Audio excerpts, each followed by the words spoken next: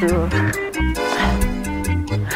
Alors, 35 ans de chansons, c'est ça, on peut dire à peu près? oui, j'ai commencé à peu près dans 74 à peu près à chanter, à devenir chanteuse, voilà. Mais avant, j'étais comédienne. Voilà. Donc tu es chanteuse de jazz, c'est ça, de free jazz? Je suis chanteuse de tout. J'ai commencé par être chanteuse de rue d'abord, et enfin j'étais chanteuse de rue, chanteuse de théâtre, chanteuse de jazz. Je suis arrivée à la gare Montparnasse quand je suis. Oui, parce que tu es nantaise. Je suis née entre Angers et Nantes. Est-ce que tu te souviens de tes premières impressions du 14e? Qu'est-ce que tu Ah as oui, pensé oui, très du très bien, quartier? parce que j'avais des copains qui avaient un endroit qui était dans c'était, je ne sais pas si c'était un squat, mais le vidéobus, je ne sais pas si vous en avez entendu parler. Il y avait un grand espace, genre un peu zone. Ils avaient des caravanes, des hangars, et donc on a là-bas, il y avait toute une immense salle où on a joué. Ils nous ont filmé notre opéra de Katsu, la Goualante de Maki, qu'on jouait avec Artus. Ta première expérience comme chanteuse de rue, donc c'était dans les années 70, Oui. C'était dans le 14e notamment, rue Daguerre. Mais c'était un peu partout. C'était avec l'orgue de Barbarie construit par Alain Vian. Vian. Alain Vian, enfin Bubu, le frère d'Alain Vian, qui sont deux des frères de Boris Vian.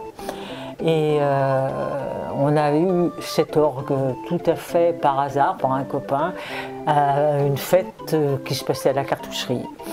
Et avec Ariane Mouchkine, avec le théâtre de l'Aquarium, avec tout un tas de gens. Et on est parti de la cartoucherie à Lorient, habillés avec des costumes de chez Renaud Barrault. Enfin, on avait pris des costumes de théâtre et on est parti dans les cafés de Lorient que Artus connaissait parce qu'il avait été marin-pêcheur. Voilà, donc c'est comme ça qu'on a commencé. Dès qu'il n'y avait pas d'argent, on disait bon bah vous inquiétez pas, on est à Montmartre, on ramène du fric. On faisait, je peux vous dire, on faisait des manches à 2500 francs. Dimanche après-midi à Montmartre. Non, mais je vous dis, c'était beaucoup hein, quand même. Ah oui, c'est sûr. Ouais. Donc on pouvait. On payait l'électricité, et nous, on filait de l'argent à ceux qu'on avait besoin. Voilà, tout. On payait notre loyer, on payait tout quoi, avec. Avec Artus et votre orgue de Barbarie, vous avez partagé le trottoir devant la coupole avec un certain Renaud, qui chantait ses chansons à la guitare, et puis, mais évidemment, nous, on faisait certainement beaucoup plus de thunes que lui à cette époque-là sur le trottoir, mais après, lui, il est devenu, il a chanté ses chansons, il est devenu ce qu'il est devenu, voilà. Ça marchait bien pour lui? Pour Renaud, dans la rue, moins bien que pour nous. Il faisait moins de thunes que nous, parce que bon, les guitaristes chanteurs, il y en avait d'autres, tandis que des chanteurs avec un orgue et puis un bonimenteur, il n'y en avait pas autant, quoi. Enfin, on était quasiment les seuls, quoi. Voilà. Sinon, quand on a fait une émission avec Michel Drucker et Charles Aznavour à Montmartre, on a chanté l'Hirondelle du Faubourg avec Charles Aznavour, Artus et moi. Donc c'était assez marrant parce qu'on nous avait téléphoné pour savoir ce qu'on allait dire, ce qu'on allait répondre aux questions si on n'allait pas. Parce qu'on avait la réputation d'être des affreux gauchistes et donc on avait déjà été briefé avant d'aller faire le film à Montmartre. Voilà. Un vrai athée et une athlète, très dégoûtée, la tête de veau, déguste avec des baguettes, du potiron rue Marengo. J'adore la chanson qui raconte des histoires. Ah, et puis la chanson réaliste et puis la chanson révolutionnaire.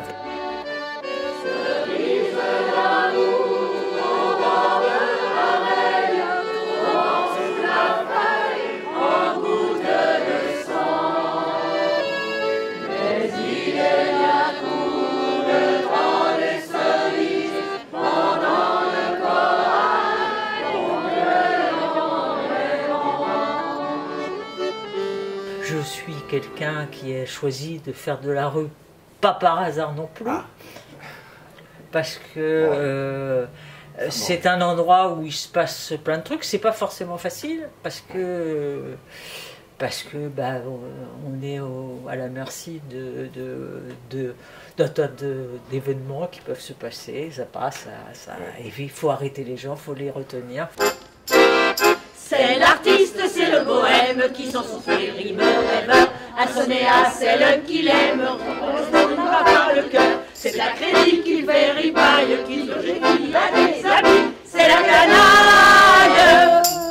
Eh bien j'en suis. Ça demande de l'énergie et cette énergie-là m'a fait du bien, je pense. Boulevard de la Chapelle, où passe le métro aérien. Il y a des filles très belles et beaucoup de vauriens. Les clochards affamés s'endorment sur les bancs. Et de vieilles poupées font encore le tapin à 65 ans. Je travaille un peu comme une universitaire, c'est-à-dire quand on me demande un thème, je cherche. Donc j'apprends les chansons, je trouve des textes, des chansons, etc. J'ai fait un spectacle sur 36, sur les chansons qu'il y avait pendant 36. J'ai fait un spectacle sur la Révolution française. J'ai fait un spectacle sur la chanson politique et sociale au XIXe siècle. J'ai fait un spectacle Prévert. J'ai fait un spectacle sur l'eau. Les Odysseys, les au-delà. J'ai fait un spectacle sur le vin, ce qui s'appelle Le Cri du vin, que je joue toujours. Hein. Là, on avait des dates pendant le confinement, et là, on est 4 comédiens, chanteurs, musiciens.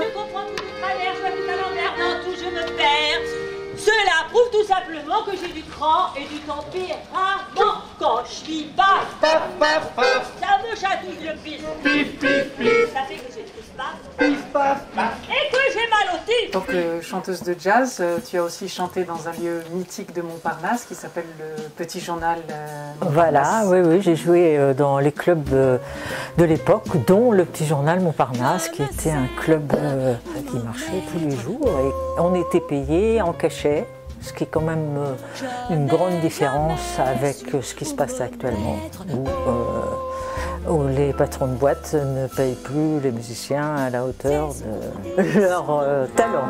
Voilà.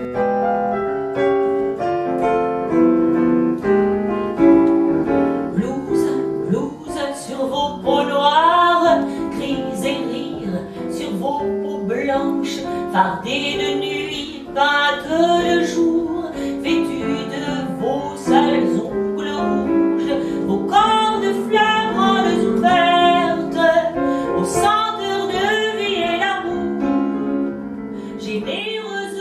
Je me sens saltimbanque, voilà, je me sens plus appartenir au monde du théâtre ou des saltimbanques qu'au monde des auteurs, compositeurs, interprètes. Parce que ils pensent carrière de chanteur, ils pensent autrement, quoi.